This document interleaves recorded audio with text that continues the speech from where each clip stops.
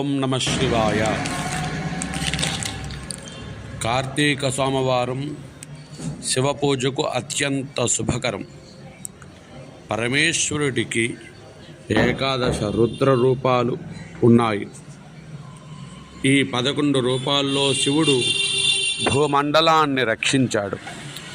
అలా 11 రూపాల్లో బ్రహ్మాండాన్ని రక్షించిన రోజే సోమవారం.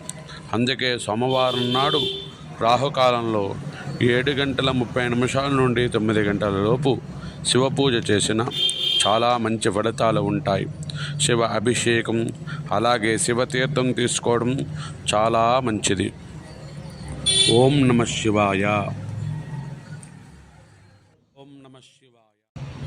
ఓం నమ శివాయ. ఓంకారమంత్రసంయుక్తం నిత్యం యాయంతి యోగినః కామదం మోక్షదం తస్మై ఓంకారాయ నమో నమః.